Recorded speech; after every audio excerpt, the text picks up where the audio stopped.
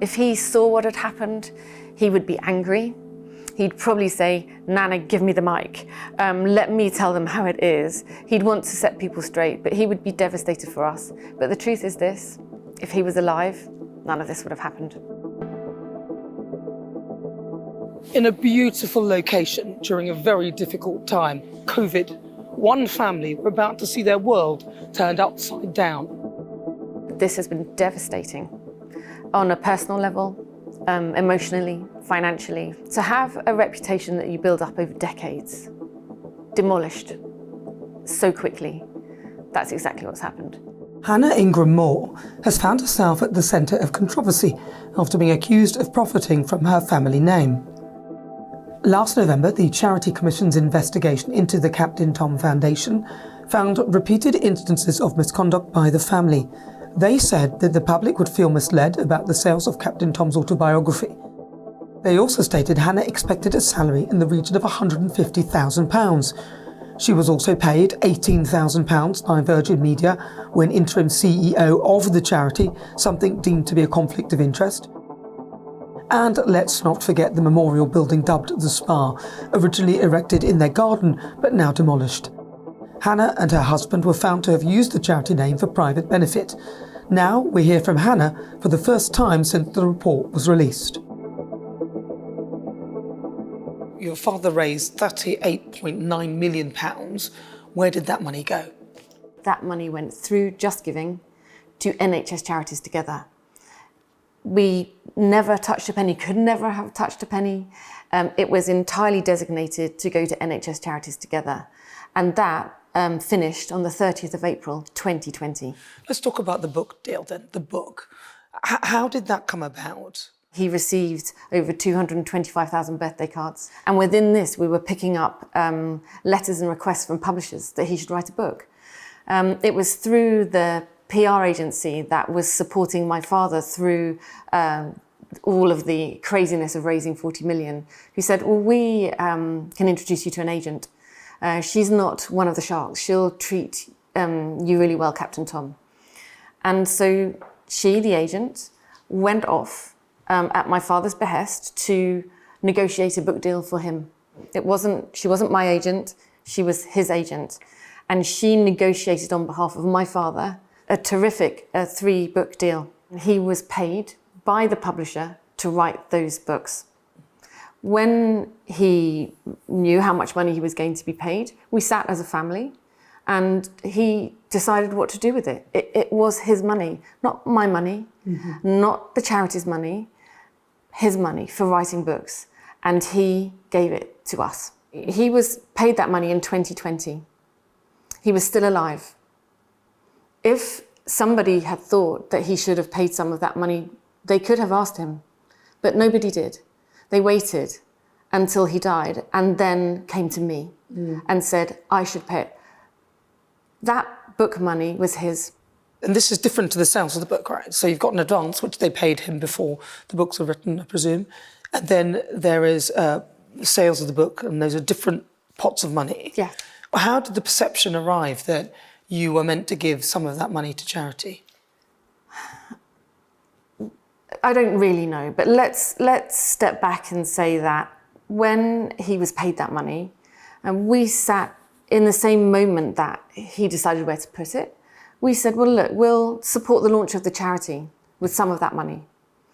And the only press releases that were ever released, bearing in mind, they weren't our press releases. There was one that went out in May of 2020 that said, Captain Tom's writing a book. And at the bottom of that press release, it said, and the book will support the launch of the charity. In the last press release, it said, he's written the book, you can come and buy it now. There was no link to the charity at all. And from the minute that those books went on sale, my father nor us have ever received a penny. He got paid to write them, but we've never received and never will receive, never likely to receive any money from the sales of those books. So there's no contract that says that the advance given to your father for writing these 3 books, a portion must go to charity. There's nothing anywhere that says that would happen, but the Charity Commission state that there was an impression given that some of the proceeds for the book would go to the charity, because in it, Captain Tom writes, astonishingly at my age, With the offer to write this memoir, I've also been given the chance to raise even more money for the charitable foundation now established in my name. So how do you interpret those words? Number one, you have to open the book and read the first 4 pages to get it. So how would you ever imagine people don't buy a book having read it? You buy it by the look of the cover. And if it was a charity book, it would have had to have been denominated a charity book. When he wrote that, you can twist those words, of course, but what he says is, it's amazing I'm writing a book at my age and I'm going to continue raising money for charity. And what's so awful is that they're suggesting my father didn't know what he was doing. He was alive and well. When you say they, you mean the Charity Commission are suggesting he didn't know what he was doing.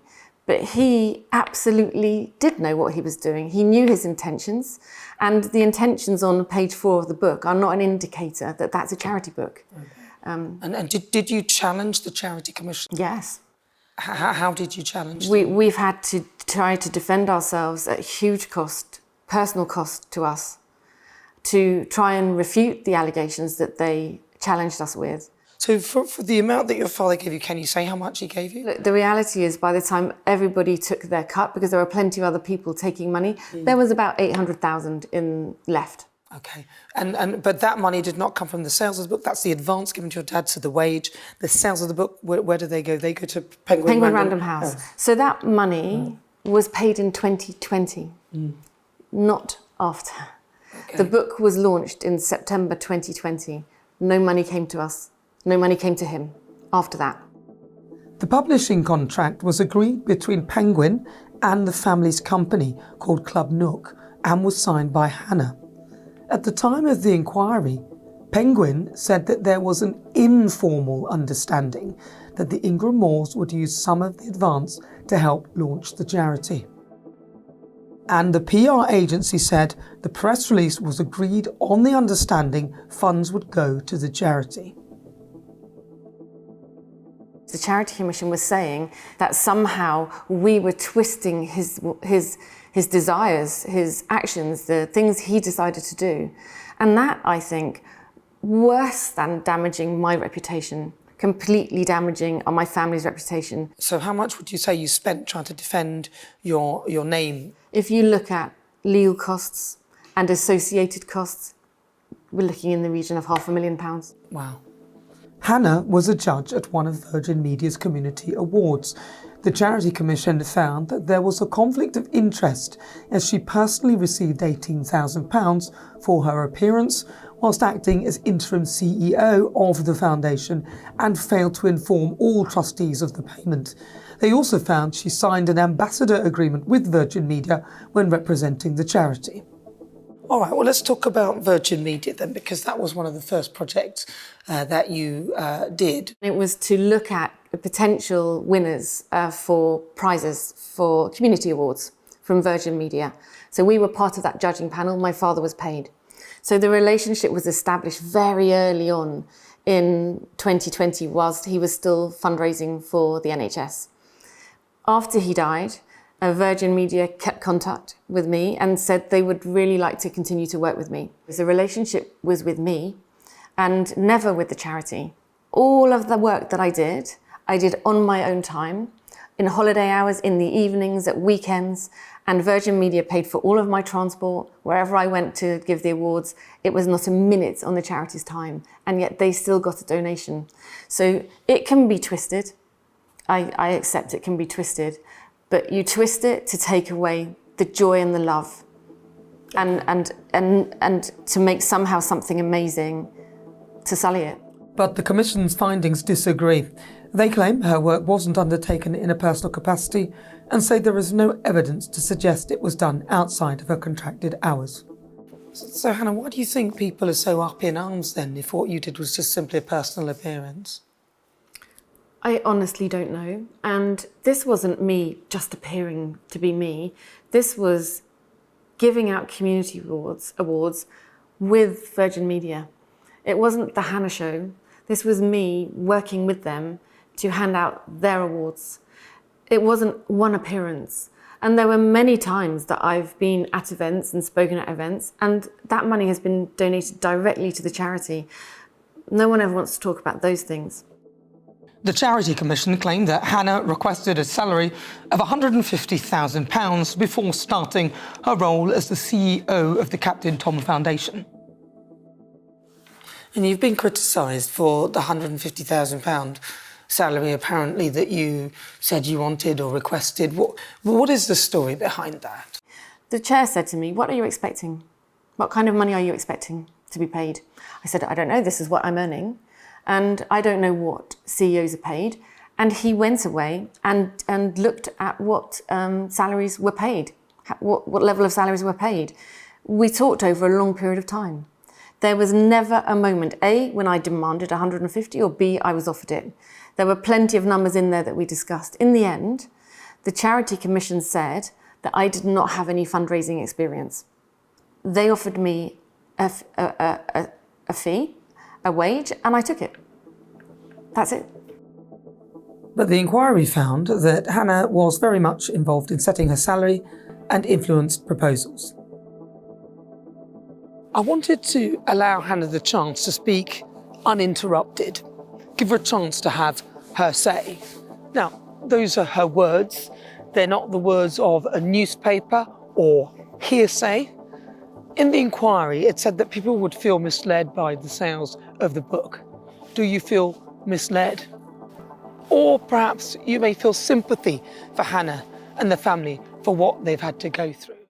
What could be more wonderful than a memorial to commemorate a man who's done so much for this country and indeed the world, bringing light in dark times?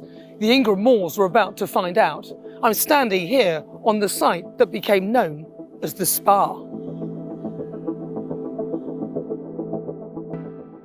Talk to me about the memorial centre that you were planning that then became known as a spa. What was the plan behind that? If we look at the legacy that's been left by my father, we have 225,000 birthday cards sitting in storage in Park Royal. There were over 100,000 other things sitting in different storage places that we're paying for every month to keep because we don't want to get rid of them. And whilst my father was still alive, we said, well, why don't we create a building to put them in? That would make sense, because at least we've got them here. And what it turned into is, well, we've got so much stuff. There's so many things. We could make it a memorial building. And we could also open it so people could come and see all of the things. And then it's not walking through the house, it's walking through something that's left as a legacy for him. How would the building have benefited other people? We were going to set up a place outside for people to have tea and coffee and chat. Remember what my father stood for. We were trying to ensure that we stood for a world against ageism, supporting our ageing population, combat loneliness. That was our ambition. Get people in the community or whoever they came from. We have plenty of parking. It wouldn't have caused any issues.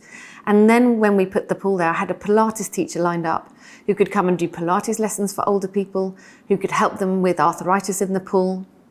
All of it gone. How does that make you feel? Devastated. Devastated, not just for us as a family, for the loss of all of those things and a place for people to see them, but devastated for what didn't happen. So at no point was that building actually a spa, as it were?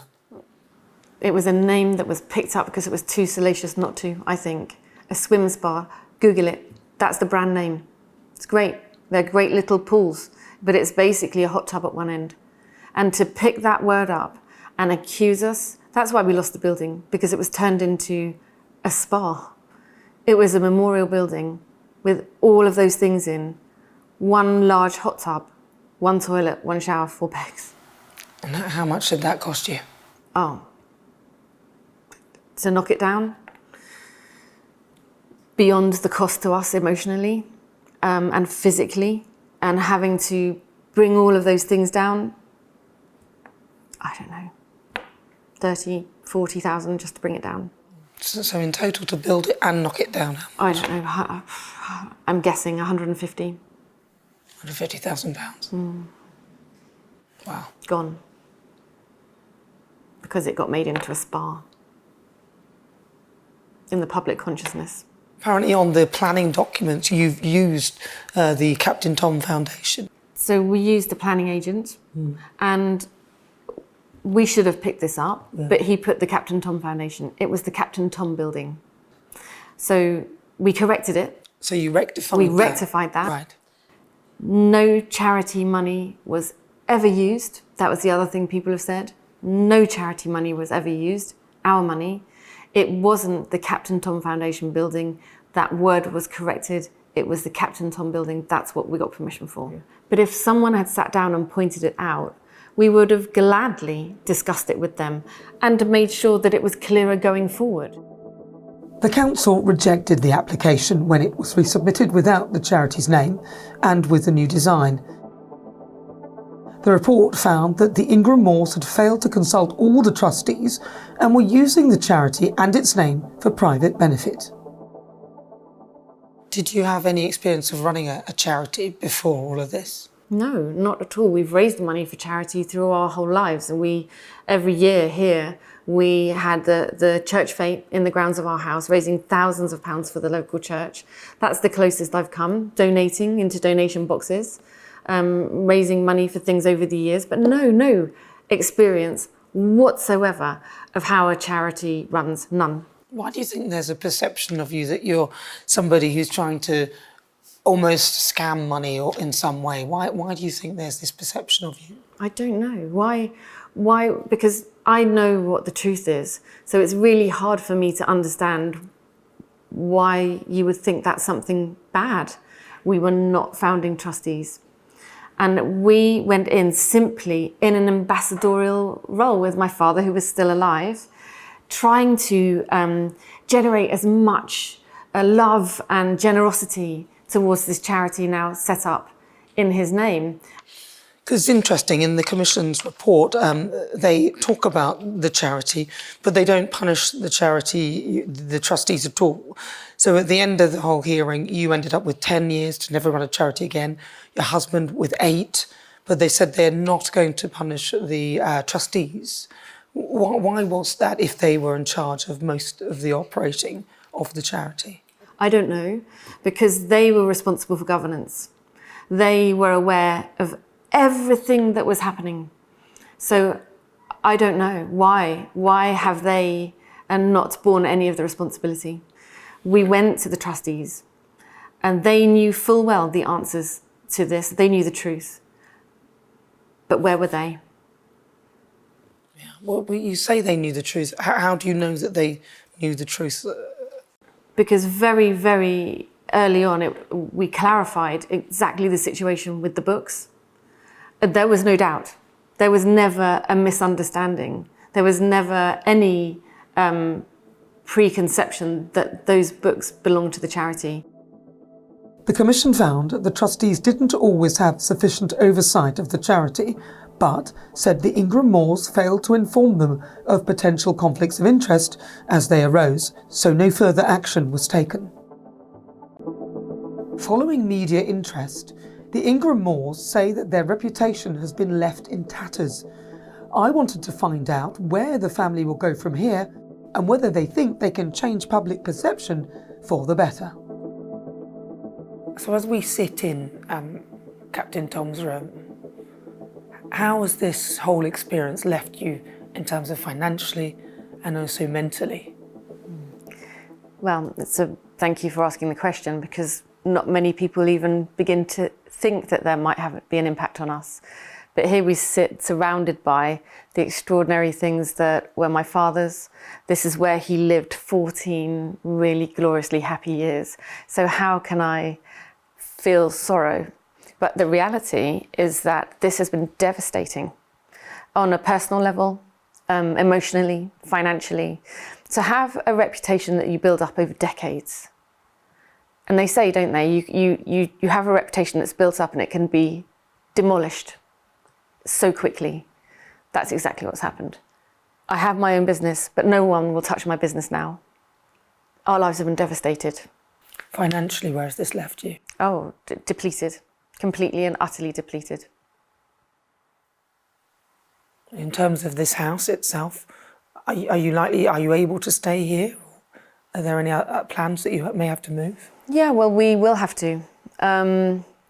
In the end, we will have to, but as much because there used to be 7 people in this house, and now everyone's left. It's just my husband and me. It's time for us to move on. Do you regret any of this? I mean, if you could do it all again, would you? So I want to be positive because I'm a naturally positive person. I don't want to look at life down a really dark lens, but it's hard to see the future in anything other than hard steps forward. People from 162 countries donated to that 38.9 million. They were not benefiting from the NHS. They were donating for what? They were donating for my father giving them hope, for my father giving them joy, for something that he represented. It's really hard to say, undo it. How could we? How could we undo that? Because he positively touched so many people's lives. Even now, with the devastation that's happened afterwards, I'd find it really difficult to say we wouldn't do it again. But hindsight's a wonderful thing, isn't it? I think we could have kept the legacy alive without that friend of ours saying, oh, I think you should set up a charity, go ahead. And he went ahead and did it. I think if we could change anything, it would probably be that, because we could have kept my father's legacy alive without it. Now, you said that if your father would see you now, he would be grabbing the mic. He would. And he'd say, Nana, let me speak. Yes. What would he say? He'd be outraged. And I think he'd be cross.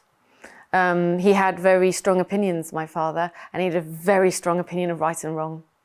And he would think how we've been treated was despicable. And he believed that we're responsible for ourselves, that we shouldn't be reliant on other people, or the state for that matter. He believed we're here, we should step forward in our own skin, be responsible for ourselves, and be good and kind to other people too. I can only be given the chance to tell what we know to be true and allow people to make up their own minds. Would you ever work in the charity sector again? No, I wouldn't leave charity because I think we can still have a positive impact. Because I have been disqualified from any paid role, but they can't stop me from volunteering. Do you feel that was fair? I was a trustee for 4 weeks, never went to a meeting. There were trustees there for 3 years. 3 years. They were responsible for governance. Hannah, what would you say to the Charity Commission if they were right here, right now, listening? What would your message to them be? You wiped out a fundraising family. Look at the opportunity we had to be a force for good, for positive impact on society. They wiped us out. Why? In that last headline, they said, Captain Tom's family. So they have wound my children into their accusations. It's wicked what they've done, but why? Why, after raising nearly £40 million, by trying to go forward and raise so much more for really just causes, wipe us out? If you could sum up this experience in a sentence, what would it be? I have to really pinch myself because it's very much like this is happening to someone else, because we're still a family doing the family things that we were always doing. It's just now when I step out on my front door, I look to see if there's cameras at the end of the garden. We're nobodies. We're just ordinary people getting on with our ordinary lives. And in telling your story, what are you hoping to achieve? To allow people, I think, to see the story that's been told one way, to allow them to look at it perhaps through a different lens. Hannah, thank you very much for taking time to talk to me. Thank you. Appreciate it. Thank you very much. So, after raising all that money, as I walk in the footsteps of Captain Tom, I get the impression that I'm talking to a family who really didn't understand the world they'd stepped into, the world of charity. Behind the headlines are a family who were trying to make a difference, trying to do something good. Yes, they made mistakes, but did they really deserve to lose everything? In response to this programme, the Charity Commission said, "Charity law is very clear. Charity trustees cannot misuse their position to gain personally. Our rigorous investigation found repeated instances where Hannah and Colin Ingram-Moore's actions blurred the boundaries between their private interests and those of the charity. We stand by the findings of our inquiry, which are based on evidence. The Commission did not put the charity or Hannah Ingram-Moore into the limelight. The late Captain Sir Tom Moore's fundraising work attracted high levels of public and media commentary independently of our inquiry, as did matters of public concern about the charity. As a fair, balanced and independent regulator, it is vital that we uphold and protect people's trust in charity, including by taking robust regulatory action where appropriate, as we have done in this inquiry." In response to this programme, a spokesperson for the 1189808 Foundation, formerly the Captain Tom Foundation, said, "The Charity Commission's unequivocal findings regarding the Ingram-Moore's misconduct speak for themselves.